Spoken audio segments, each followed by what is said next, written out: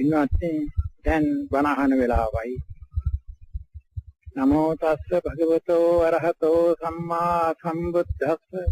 නමෝ තස්ස භගවතෝ අරහතෝ සම්මා සම්බුද්දස්ස. නමෝ තස්ස භගවතෝ අරහතෝ සම්මා සම්බුද්දස්ස. සීලේ පතිත්ථාය නරෝ සපඤ්ඤෝ චිත්තං පඤ්ඤං ච භාවයං ආතාපි නිපකෝ භික්ඛු සෝ ඉමං විජටේ ජටං. බුදුරජාණන් වහන්සේගේ මේ දේශනාවෙන් දැක්වෙන්නේ සියලු කෙලෙස් සහුල ලියන හැටි, සියලු කෙලෙසුන් විනාශ කරන හැටි. උන්වහන්සේ වදාළා සීලේ පිහිටන්න, සමාධිය වඩන්න, එසේම ප්‍රඥාව හෙවත් විපස්සනාව වඩන්න. මේ කෙලෙස් නතර මාර්ගය සීල, සමාධි, ප්‍රඥා කියලා කොටස් තුනකින් යුක්ත බව පේනවා. ඇයි මේ කොටස් තුනක්? සීලේ කුමටද? සමාධියේ කුමටද? විපස්සනාව කුමටද? මේ කාරණය අප පැහැදිලිව දැනගන්නට ඕන.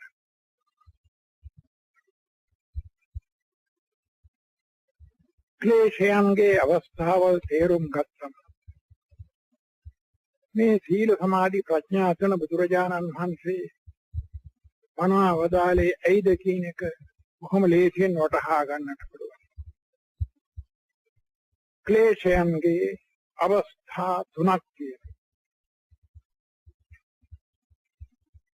අනුසය අවස්ථාව, පරිඋත්ථාන අවස්ථාව, ව්‍යතික්‍රමන අවස්ථාව. එයින් අනුසය අවස්ථාව කියන්නේ ක්ලේශයන් නිදාගෙන මෙන් ක්‍රියාත්මක නොවි පවත්න අවස්ථාව. පරිඋත්ථාන අවස්ථාව කියන්නේ ක්ලේශයන් හිතේ මතුවෙන, හිතේ නැගී සිටින අවස්ථාව. ව්‍යතික්‍රමන අවස්ථාව කියන්නේ හිතේ නැග්ගා වූ ක්ලේශයන් බලවත් වී ප්‍රාණඝාත ආදී අපරාධ කරන තරමට දැඩි වූ අවස්ථාව. මේ විදිහට ක්ලේශයන්ගේ අවස්ථා තුනක් තිබෙනවා. දැන් මේ බණහන පින්වත් පිරිස පරීක්ෂා කර බැලුවොත් Taman ගැන Tamanට වැටහි මේ වෙලාවේ Tamanගේ හිතේ කිසිම ක්ලේශ ධර්මයක් නැහැ. හිතේ කිලුට ගතියක් නැතුවලා නැහැ. මේ වෙලාවේ කවුරුත් පහේ ධර්ම කතාවට කන්දමින් බොහොම භක්තියෙන් එකඟ හිතෙන් ඉන්නේ. හිතේ රාගයක්, ද්වේෂයක්, මෝහයක් මොනම දෙයක්වත් නැති බව පේනවා. නමුත් සමහර විටක මෙයින් පිටට ගියායින් පස්සේ අප්‍රියයක් මන ගැහිච්ච හැටි සමහර විටක කෝපේ, අමනාප ගතිය, ද්වේෂය හිතේ නගින්න පුළුවන්. හිත අලවන දෙයක් ඇති වුණායි පස්සේ සමහර විටක රාගය ඇති වෙන්න පුළුවන්. ඇයි ඒ රාගාදී ක්ලේශයන් ඇති වෙන්න පුළුවන් තත්ත්වයක හිත පවතී. මේ වෙලාවේ වනෑමතු වේ. මේ වෙලාවේ ඒ සියලු කෙලෙස් හටගන්නා ගතිය, මතුවෙන ගතිය යටපත් වෙලා තියෙනවා. ක්ලේශයන් යටපත් පවත්නා ඒ අවස්ථාව තමයි අර අනුශය අවස්ථාව කියන්නේ. හිත ඔස්සේ නිදාගෙන, චිත්ත පරම්පරාව ඔස්සේ නිදාගෙන වගේ කෙලෙස් යටපත්ව තියෙන අවස්ථාව. රහත් නවෝ සෑම කෙනෙකු තුළම ඔය ක්ලේශ අවස්ථා ඇති වෙනවා. අනුශය අවස්ථාව තියෙනවා. රහත් වෙන තුරම තියෙනවා. ඊට ගැළපෙන වෙලාවක් හැටියේ ඒ කෙලෙස් මතුවෙන්න කරුණක් පැමිණිච්ච හැටියෙම කෙලෙස් මතුවේ. අනේ කෙලෙස් මතුවලා හිතේ තියෙන අවස්ථාව තමයි පරිඋත්ථාන අවස්ථාව. පරිඋත්ථාන කියන්නේ නැගී හිතීම. අර නිදාගෙන හිටියේ එක්කනා නැගී හිටින්නා වගේ අර හිතේ යටපත්ව තිබුණු කෙලෙස් ගතිය ක්‍රියාත්මක වෙනවා මතුවේ. හිතේ සමහර විටක මතුවීමෙන් සමහර විටක හිත ක්‍රෝධයෙන් යුක්ත වෙනවා. ඇතැම් විටක රාගයෙන් යුක්ත වෙනවා. නානාවිද කෙලෙස් වලින් හිත යුක්ත වෙනවා. කෙලෙස් සහිත හිත ඇති වෙන්න පටන් ගන්නවා. නමුත් පිටට කිසි දෙයක් පෙනෙන දෙයක් ඔහු කරන්නේ නැහැ. හිතේ ඒ නරක ගතිය ඇති වෙනවා විතරයි. එහෙම ඇති වෙ බීති වෙලා ආයේ ඒව යටපත් වෙනවා.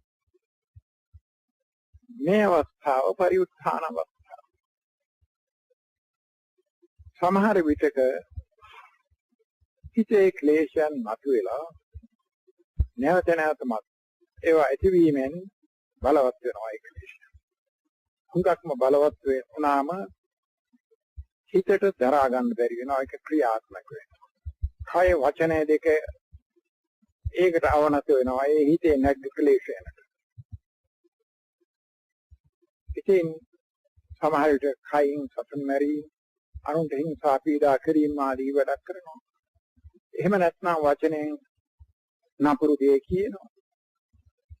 ওই විදිහේ මොකක් නමුත් වැරදි වැඩක් කරනවා. අර වැරදි වැඩක් කරන තරමට හිතේ කෙලෙස් බලවත් වුණාම තමයි අපි කියන්නේ ව්‍යතික්‍රමන අවස්ථාව කියලා.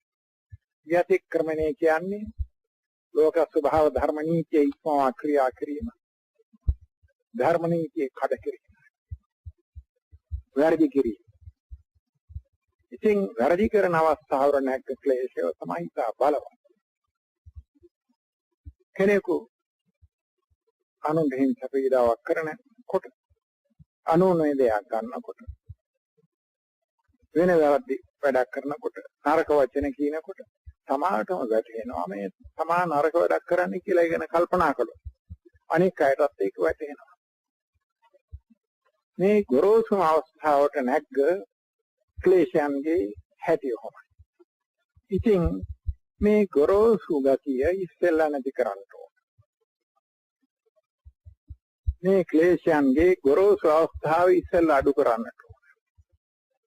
ඒකට මොකද කරන්න තියෙන්නේ? සීල් රකින්නේ අන්න ඒකට. සීලය නියම කලේ ඒකට. සීලය කියන්නේ හික්මීම. සීලයගත. කයින් කරන ප්‍රාණඝාත, ප්‍රාණ හිංසා ආදී වැරදි වැඩ වලින් වැළකීම. වචනයෙන් කරන බොරු කීම් කේලම් කීම ආදී වැරදි වචන වලින් වචනෙන් කියන ඒවායින් වැළකීම.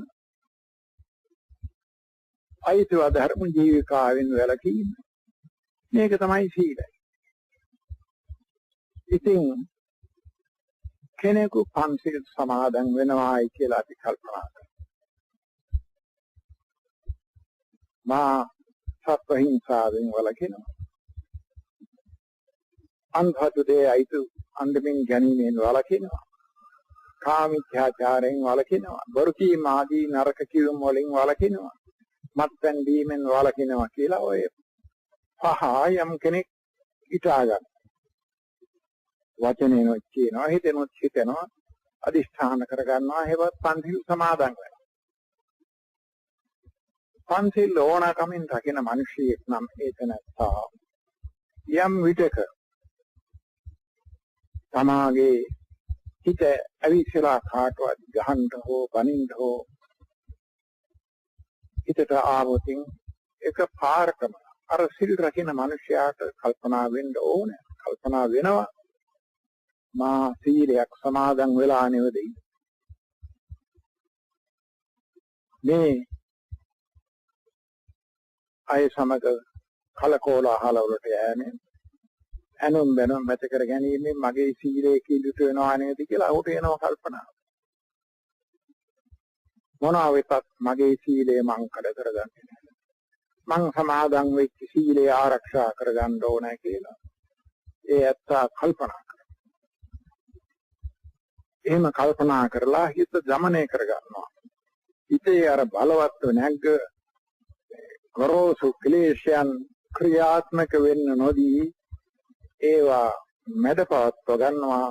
අර සමාදන් වෙච්ච සීලය ආවර්ජනය කිරීමෙන්, ඒ සීලය ගැන හිතීමෙන් සීල් සමාදන් වීමේ ප්‍රයෝජනය ඕකයි.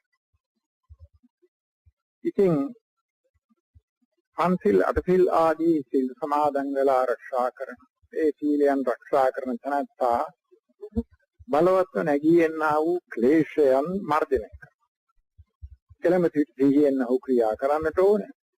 සීල රකින්න එක්කෙනා වුණත් සමාගයේ සීලය ආරක්ෂා කිරීමට නිතරම කල්පනා සහිත වෙන්න ඕන, පරීක්ෂාකාරී වෙන්න ඕන, ඕනකමින් වැඩ කරන තැනත්ත. එහෙම තැනත්තාට අර බලවත් නැගී එන ක්ලේශයන්, වැරදි වැඩ කරන තරමට බලවත් වන ඒ ක්ලේශයන් හෙවත් ව්‍යතික්‍රමන අවස්ථාවට නැග ක්ලේශයන් මර්ධනය කරන්න පුළුවන්. අර වැරදි වලින් වළකින්නට පුළුවන්. සීල රැකීමේ පරමාර්ථය ඔය ව්‍යතික්‍රමන ක්ලේශයන් මර්ධනය කිරීම.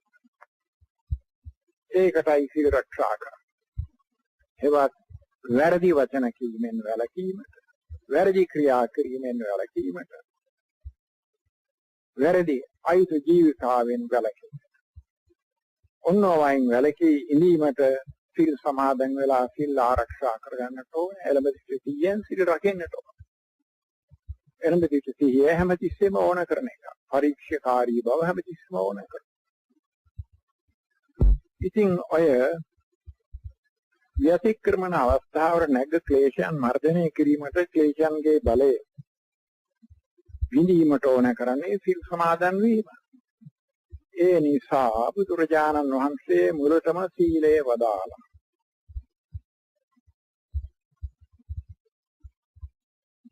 බොහෝ දෙනා සීල් සමාදන් වෙලා වුණා. සීල් ආරක්ෂා කරගන්නට නොයෙක් විට හිතේ හට ගන්නා වූ කෙලෙස් ඇති වෙනවා. සමහර විටක හිතේ තරහව ඇති වෙනවා. සමහර විටක මානය ඇති වෙනවා. සමහර විටක හිතේ තරහව ඇති වෙනවා. සමහර විටක රාගය ඇති වෙනවා. ඔය නානාවිද කෙලෙස් හිතේ හට ගන්නවා. ඒත් ඒවා එළියට දෙන්නේ නැහැ. ඒවා ක්‍රියාත්මක වෙන්න ආරින්නේ. ඒවා මර්ධනය කරගෙන අර සීල් ආරක්ෂා කරන සිල්වතෙක් වශයෙන් එයත් හොඳයි. එසේ වුවත් ඔහුගේ හිතේ විටින් විට පැන නගින කෙලෙස් තියෙනවා. ඒ නිසා එපමණකින් සෑහීමටපත් නොවි අර හිතේ කෙලෙසුන් පැන නැගීම ඒකත් වළක්වන්නට ඕන. ඒකට ඉඩ තිබුණා කොයි වෙලාවක හරි හිතේ නැග්ගා වූ ක්ලේශයන් බලවත් වෙලා අර ව්‍යතික්‍රමන අවස්ථාවට, වැරදි වැඩ කරන අවස්ථාවට නැගෙන්න පුළුවන්. මේ කාරණේ පැහැදිලි කිරීමට මා නිදර්ශනයක් තියෙනවා. අපි හිතමු වතුර කේතරයක් ලිපේ තියලා තියෙනවා. වතුර උණු වෙනවා. වතුරේ රස්නේ තියෙනවා. ඒ වගේ විටින් විට ක්ලේශයන් හිතේ පැන නගිනවා. නමුත් වතුර හොඳටම රත් වුණාම, හොඳටම වතුර නටන්න පටන් ගත්තයින් පස්සේ, හොඳටම උණු වෙලා ඊටාම බලවත් වුණාම කේතලයට හොඳා ගන්න බෑ. කේතලේ කටින් කේතලා කෙමින් හැම තැනින්ම පිට වෙන්න පටන් ගන්නවා අර වතුර උතුර. අන්න ඒ වගේ තමයි ව්‍යතික්‍රමන අවස්ථාවට බලවත් වූ ක්ලේශ. ඒ තරම් දුරට බලවත් ન වූ ක්ලේශයන් හිතේම ඇති වෙලා හිතේම නැති වෙනවා, පිට වෙන්නේ නැහැ.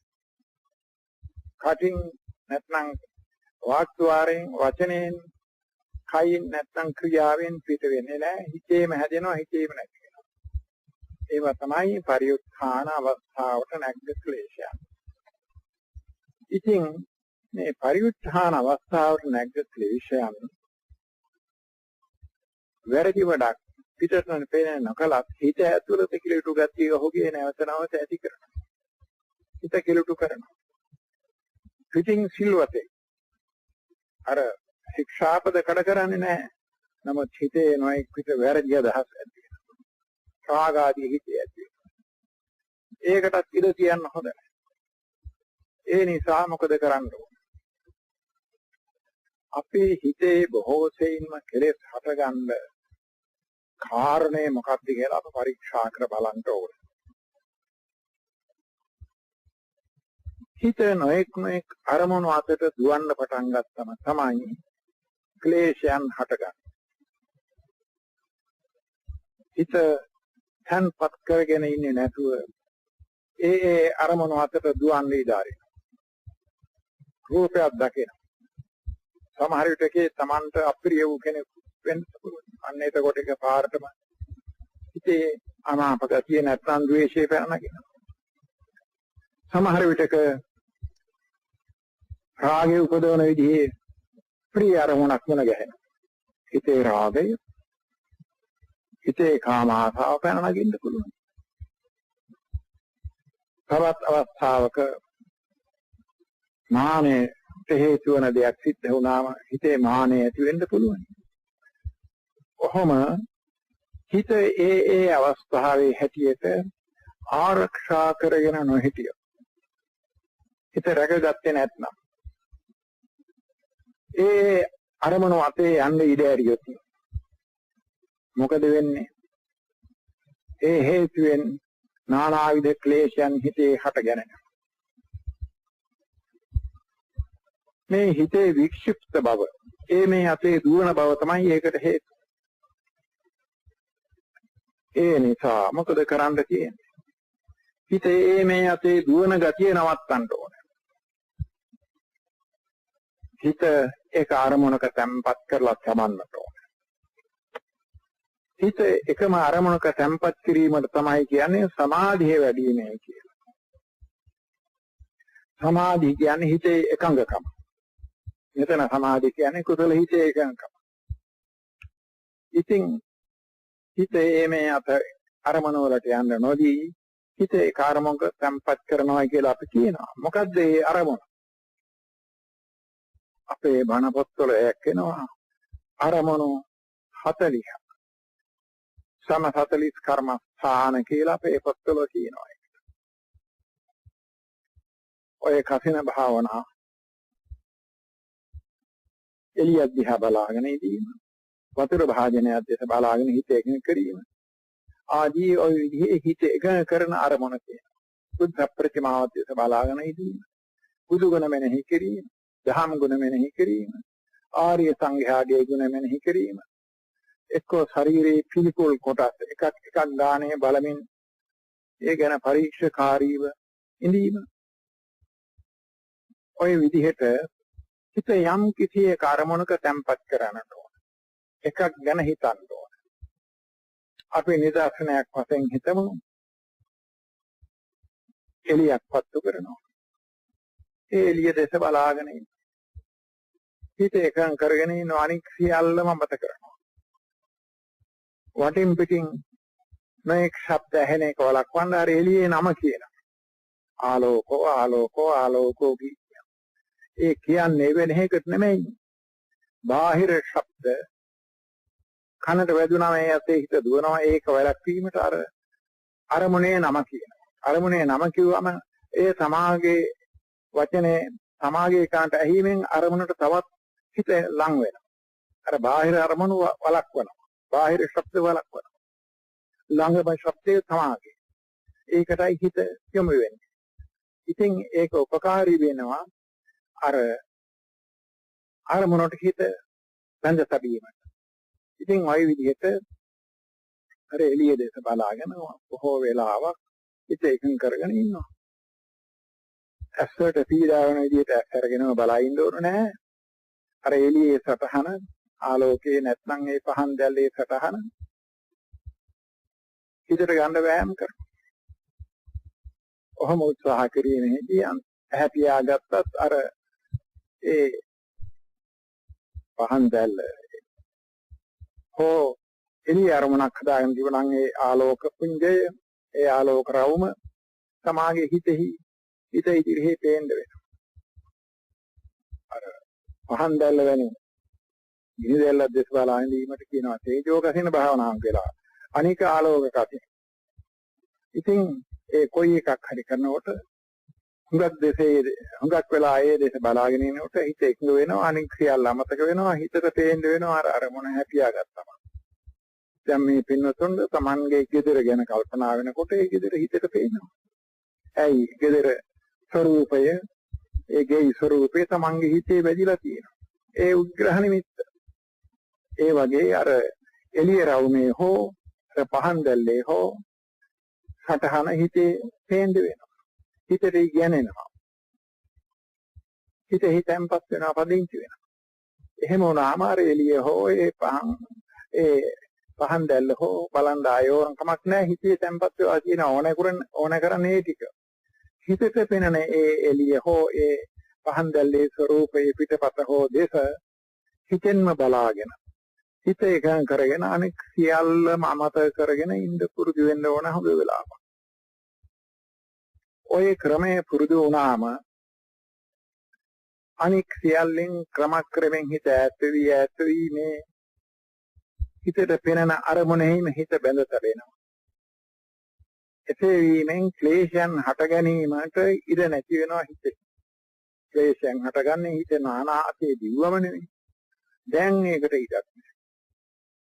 දැන් හිතේ එකම අරමුණක. අර හිතට පෙනෙන අර ආලෝක රවුමේ පිටපත දෙස දැන් හිතෙන් බලාගෙන ඉතින් මේ ක්‍රමයේ කලක් පුරුදු වෙනකොට හිත ක්ලේශයන් හිතේ හට ගැනීම අඩුවී යාමෙන් සමහර විට නැති වීමෙන් හිතේ ක්ලේශයන් හටගන්නෙම නැතුව යනවා බොහොම කලක්. එහෙම එනකොට හිත ප්‍රභාස්වර වෙනවා, හිත දීප්තිමත් වෙනවා. හැදෙන හිත බොහෝ සෙයින්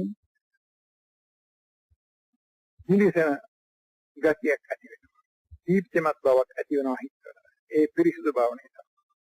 ඒ හිතේ පිරිසුදු බව නිසා අර හිතට පෙනෙන එළිය වඩා දීප්තිමත්ව පේන්න පටන් ගන්නවා. සමහර විටක හිතට පේන එළිය මැදින් කලාමැදි රෙදියක් මෙන් එහෙම නැත්නම් තරුවක් මෙන් දීප්තිමත් එළිය බුබුලක් ඇති වුණා වගේ පේන්න වෙනවා.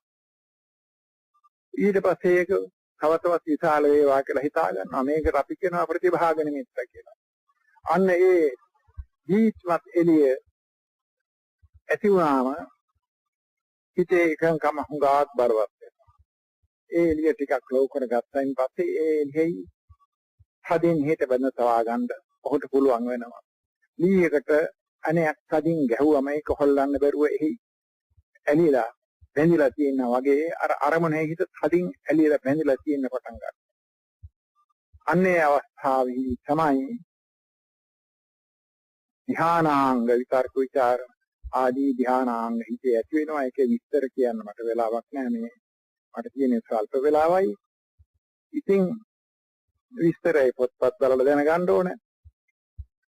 ඉතින් ওই ධානාංග ඇති වෙලා හිත හදින්නේ අරමුණට එකඟ වෙනවා. ඒ ධානාංග හිතේ ඇතිවීමෙහිදී කාම ආසාව, තරහ ආදී නරක ගති එක්කොම ගිලාපයි. ඒ සියල්ලම යටපත් වෙනවා. ඒවා මතුවෙන්න දැන් ඉඩක් නැහැ. හිත අර අරමුණේ තදින් බැඳිලා තියෙන නිසා. ওই විදිහේ ධ්‍යාන උපදවන්න ඕන. එතකොට හිතේ සමාධිය බොහොම බලවත් වෙනවා. ඒකංකව බොහොම බලවත් වෙනවා. ඔය සමාධිය වැඩි වීමෙන් හිතේ කෙලෙස් යටපත් කිරීම, අභිභවනය කිරීම, මැඩ පැවැත්වීම. ඒක තමයි ධ්‍යාන භාවනාවෙන් කරන්නේ, නැත්නම් සමාධි භාවනාවෙන් කරන්නේ. එහි අවස්ථා තියෙනවා හුඟක්. පළවෙනි ධ්‍යානය, දෙවෙනි ධ්‍යානය, තුන්වෙනි ධ්‍යානය, හතරවෙනි ධ්‍යානය, පස්වෙනි ධ්‍යානය කියලා අවස්ථා පහක් තියෙනවා. ඊට පස්සේ එයින් හිත ඒ අරමුණ වලින් හිත ඉවත් කරගෙන හිතටම දැනෙන අරූප අරමුණක හිත බැඳලා හිත එකඟ කරන්න පටන් ගත්තම අරූප ධ්‍යාන ඇති වෙනවා. ආකාසානං ඡායතන ආදී හතර ඊකටම දිනු කරන්න පුළුවන්. එහෙම තත්වයට දිනු වුණාම හිත බොහෝ සෙයින් ක්ලේශයන්ගෙන් ඈත් වෙනවා. හිතේ පරිඋත්ථාන ක්ලේශයන් ආයේ නගින්න ඉඩක් ධ්‍යාන භාවනාවෙන් කරන්නේ ඒක. සමාධි භාවනාවෙන් කරන්නේ නොයි වැඩි. ඉතින් සීල් රක්ෂා කිරීමෙන් හිතේ නැගෙන අර ගොරෝසු කෙලෙස්යන් ක්‍රියාත්මක වෙන්න නොදී හිත ආරක්ෂා කරගන්න. දැන් සමාධි භාවනාවෙන් කාම තෘෂ්ණා ආදී ඒ ක්ලේශයන් හිතේ මතුවෙන්න නොදී සියල්ලම ගිලාපත් කරනවා. සියල්ලම මැඩපවත්වනවා. ධ්‍යාන යම් තාක්කල් පුරුදු කරනවාද ඒ තාක්කල්ම ක්ලේශයන්ට මතුවෙන්න ඉඩක් නැහැ. එහෙත් ටික කලක් ධ්‍යාන භාවනාව අත්තර දැම්මොත් ආයෙත් ස්වභාවයෙන්ම පළමු පරිච්ඡේදම ක්ලේශයන් මතුවෙන්න පුළුවන් හිතේ මේ හත දුවන්න පටන් අරගත්තා. අන්න ඒකයි ඔය ධ්‍යාන භාවනාවෙන් උසස් ධ්‍යාන ලැබුවත් 이르දි ලබන්නත් පුළුවන්. අර පස්වෙනි අවස්ථාවට සම්පංචවන් ධ්‍යානයේට හිත නැගෙව්වම දිවස ආදී උපදව ගන්න පුළුවන්. ඉරිදි උපදව ගන්න පුළුවන්. හතින් යාම ආදී කරන්න පුළුවන්. ඒ කොච්චර ඒවා කළාද? ඉතා ප්‍රමාදයෙන් ඉතා ස්වල්ප ප්‍රමාදයකින් ඒ සියලුම ශක්තිය බිඳවැටෙන්න පුළුවන්. අන්න ඒකයි ඔය ලෞකික සමාධියේ කොච්චර දියුණු කළත් ඒකේ තිබෙන දුර්වලකම. ඒ නිසා සමාධිය වැඩිම හොඳයි. හිතේ පැන නගින ක්ලේශයන් පැන නගින්න නොදී යටපත් කිරීමයි ඒකෙන් කරන්නේ. හිතේ ආරක්ෂාවක්. ඉතින් ඒ සමාධි භාවනාවෙන් ක්ලේශයන් වැඩපැවැත්වුවාම හිතේ මතුවෙන නොදී ඊළඟට මොකද කරන්න තියෙන්නේ? දැන් තමයි ලොකුම වැඩේ කරන්න තියෙන්නේ. නිදාගෙන ඉන්න ක්ලේශයන් තවම ඉන්නව නිදාගෙන. නිදාගෙන ඉන්න හින්දා ඕන වෙලාවක මතුවෙන්න පුළුවන් ඉඩක් ලැබිච්ච හැටි. දැන් තියෙන නිදාගෙන ඉන්න ක්ලේශයන් ටික කොහොම ගලව දාන්න උදුරලා දාන්න විනාශ කර දාන්න. ඒ වැඩේ කරනතුරු කොයි වෙලාවෙ හරි ඉඩක් ලැබිච්ච හැටි ක්ලේශ මතුවේ. ඒකට මොකද්ද කරන්නේ? අර නිදාගෙන ඉන්න ක්ලේශයන් අනුසයක් ක්ලේශයන් විනාශ කිරීමට. ඒකට තමයි ප්‍රඥා භාවනා, විපස්සනා භාවනාව, විපස්සනා ඥානෙ දිනු කිරීම කරන්න තියෙන්නේ. ඒක කරන්නේ කොහොමද? විවිධාකාරයෙන් මේ සත්ව නැමැති ස්කන්ධ පංචකය ගැන පරීක්ෂා කරලා බලන්න ඕන. මේකයි විපස්සනාව. සෙවීමක්, පරීක්ෂණයක් මේක. පරීක්ෂා කර බැලීම, සෝසියා බැලීම. අප කවුරුත් මමයි කියලා කියා ගන්න. මොකද්ද මේ මමයි කියලා කියන්නේ කියලා පරීක්ෂා කර බලන්න. අපට දැනෙනවා අපට ශරීරයක් තියෙනවා. එසේම අප දන්නවා අපට ශරීරයට ආරූඪව ක්‍රියා කරන හිතේ කියලා එකක් තියෙනවා. ඉතින් මොකද්ද මේ හිතේ කියන්නේ? ඒකේ හැටි කොහොමද? මේ ශරීරය කොයි විදිහ එකක්ද කියලා අපි පරීක්ෂා කර බලන්න ඕනේ. හිත බොහොම සියුම් මේ නිසා ලේසි ඉස්සර වෙලා කය ගැන පරීක්ෂා කළොත්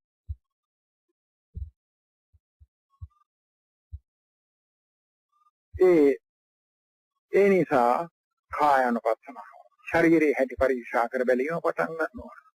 නොයෙක් ක්‍රමවලින් තියෙනවා ශරීරය ගැන පරීක්ෂා කර බලන්න හැටි උගන්වන්න. අපේ ශරීරයේ හැදිලා තියෙන්නේ පඨවි ආපෝ තේජෝ වායෝ කියන හතර මහා භූතයන්ගෙන් හටගත් රූප ගොඩකින්. මේ ශරීරයේ සෑම රූපක බැලලක් ක්ෂණයක් පාස හැම තැනම මුළු ශරීරයේ මුළුදා හැම තැනම අඟ පුරාම මේ රූප කලාප රූප මිති හැදෙනවා නැති වෙනවා. කන බොන ආහාර වල උදව්වෙන්, එසේම ඍතු ගුණයේ උදව්වෙන්, එසේම අපට හැට ගන්නා වූ හිත්වල ශක්තියෙන්, එසේම කර්ම ශක්තියෙන්, කර්ම චිත්ත ඍතු ආහාර කියන ඔය හේතු හතරකින්ම මේ ශරීරයේ පුරාම හැමතිස්සෙම රූප හැදි බිනි යනවා. ක්ෂණයක් පාසා මුළු ශරීරයේම රූප හැදි බිනි යනවා. දැන් මේ පින්නතුන් බණහඬ පටන් ගත්ත වෙලාවේ මේ ඇත්තන්ගේ ශරීරයේ යම් රූප ගොඩක් තිබුණා නම් දැන් ඒ ටික නෑ. ඒවා ඒ මොහොතේම ඒ ක්ෂණෙහිම බීලා ගොහින් ඊට පස්සේ තවත් ඒවා හැදිලා ඒ ගාන පිරෙන්න තවත් හැදිලා ඔහම බිනි හැදි ඇවිල්ලා දැන් හුඟා පහු වෙලා දැන් මේ මොහොතේ මේ මුළු ශරීරයේ මේ රූප කොට දැන් හැදිලා තියෙනවා. මේක ක්ෂණයකින් විදලා ඊළඟට තව ටිකක් හැදෙනවා. ඔහම ක්ෂණයක් පාසා ශරීරයේ රූපයන් හැදි බිනි යාම හොඳට වැටහෙන කල ශරීරයේ ගැන පරීක්ෂාකාරීව බලාගෙන ඉන්න ඕන, හොයන්න ඕන. ශරීරයේ හැටි පරීක්ෂා කරන්න ඕන. ඒ ශරීරයේ තත්ත්වය පරීක්ෂා කිරීම තමයි කායානුපස්සනාව කියන්නේ. සතිපට්ඨාන සූත්‍රයේ මේ කරන හැටි හොඳට විස්තරව කියලා තියෙනවා. ඉතින් ශරීරයේ කොටස් වලට බෙදා බලා මේ පඨවි ධාතු කොටස්, මේ ආපෝ ධාතු කොටස්, මේ තේජෝ ධාතු කොටස්, මේ වායු ධාතු කොටස් කියලා ශරීරයේ කොටස් බෙදා පරීක්ෂා කර බලාගෙන යනකොට හිතේ දකින්න ශක්තිය, කරුණ වැටෙන ශක්තිය බොහෝම තියුණු වෙනවා. හිතට ඇඟෙන්න වෙනවා මේ ශරීරයේ හැටි හොඳට. ශරීරයේ රූප බිනි හැදි බිනි යාම වැටෙන අවස්ථාවක් වෙනවා. හැඟෙන්න දැනෙන්න පටන් ගන්නවා. ශරීරයේ රිදුම් ආදී තමාට ඇති වෙන්න පටන් ගන්නා වෙලාවට ඒවා අමුතුවෙන් හැදෙනවා නෙමෙයි, නිතරම තියෙන ඒවා. ඒවා පැහැදිලි වෙන්න පටන් ගන්නවා. මේ හිත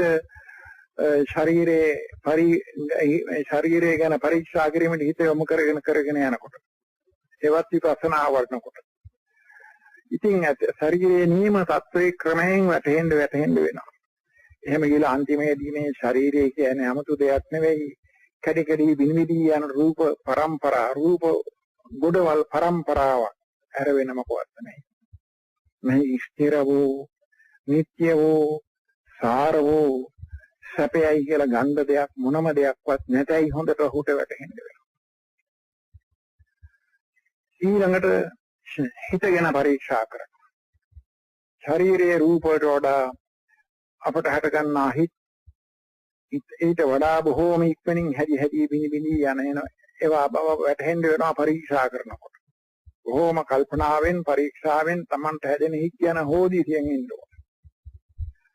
හිත වල හට ගන්නා ඥානාවිද ගති ගුණ, චෛතසික, ශ්‍රද්ධා, සත්‍ය ආදී මේ චෛතසික හැදි යන හැටි හිත සමගම ඒ හැම එකක්ම පරීක්ෂා කර බලන්න ඕන. ඉතින් ඔය වේදනානුපස්සනා, චිත්තානුපස්සනා, ධම්මානුපස්සනා කියන කොටස් තුනෙන්ම අඟවන්නේ හිතේ හට ගන්නා ස්වභාවයන් පරීක්ෂා කර බැලීම. මේක හුඟා දුර දියුණු ගත්තා. මේ හැම එකක්ම ක්ෂණයක් පාසා හැදි යනවා. සෑම හිතක්ම හැදි බිනි යනවා ක්ෂණයක් පාසා. හිතේ හට ගන්නා අනික් සියලුම චෛතසික හැදි බිනි යන ඒවා හිත සමගම මේක වැටහෙන්න වෙනවා. ඉතින් මේ වැටහීම හොඳටම දියුණු වෙගෙන ගියාම අන්තිමට සමාහට පේන්න වෙනවා මේ ශරීරයේ කියන එක කැඩි බිනි යන එකක් ඇලෙන්න දෙයක් නැහැ නෑ. ආශා කරන්න මොනම දෙයක්වත් නැහැ. මේක නිතරම හැදි බිනි යන නිකන් දුක් පරම්පරාවක්. නිතරම මරණය. හැදෙනවා සමගව මරණය. හැමතිස්සෙම මැරෙනවා. හිතත් හැදෙනවා සමගව මරණය. වැඩි වෙලාවක් තියෙන්නේ නැහැ. හැදෙනවා මැරෙනවා. හැමතිස්සෙම හිතයි කයයි දෙකේ හැදීමයි මරණයයි පේන්න වෙනවා. එහෙම වුණාම තවදුරට බලනකොට මරණය ඉතා බලවත්ව පේන්න වෙනවා. ක්ෂණයක් පාසා ඇති වෙන මරණය. එතෙන්දී භය ඇති වෙනවා. කොයි මම නිතරම මැරෙනව නේද මේ කියලා භය ඇති වෙනවා. ඊළඟට කලකිරීම ඇති වෙනවා.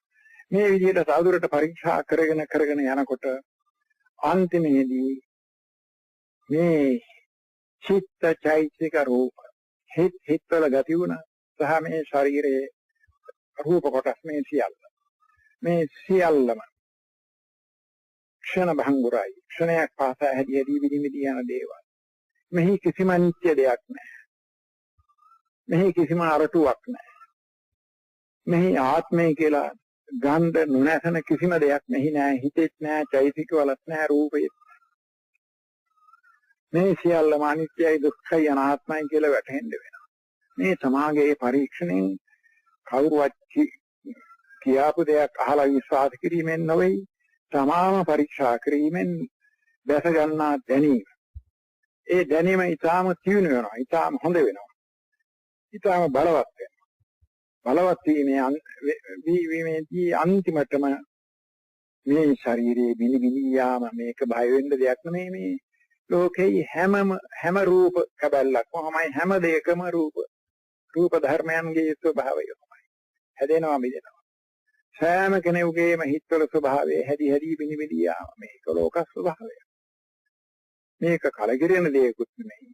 ඇලෙන්න දෙයක්වත් නෙමෙයි. දියගන්න දෙයක්වත් නෙමෙයි කියලා ඔහුට වැටහීම හොඳටම දියුණුනාම හොඳට මේ தත්ත්වේ පේනුනාම මධ්‍යස්ත තත්ත්වයක් හිතේ ඇති වෙනවා. සංඛාරෝපේක්ඛා ඥානය කියලා ඒකට කියනවා. මේ හැම එකේදීම හිතේ මධ්‍යස්ත භාවය ඇති වෙනවා. ඒ තත්ත්වයට හිත නැග්ගම ඊටාම ළඟයි ඒ අත්ගේ ඒ විපස්සනා භාවනාව සමෘද්ධ වෙනවා. දැන් මේ රූපේ කිසි දෙයකට ඇල්මක් නැහැ. හිත පරම්පරාවේ හැදි යෑම ගැන ඇල්මකුත් නැහැ. මේ හොඳට මේක අනිත්‍ය ස්වභාවයෙන් යුක්ත එකක්, මේක දුක් ගොඩක්, මේක අනාත්මයි, මේ වැටහීම දිනු වෙවි කියලා එක අවස්ථාවකට උපත් වෙනවා. මමයි කියන දෘෂ්ටිය ඒක නැති වෙලා යනවා.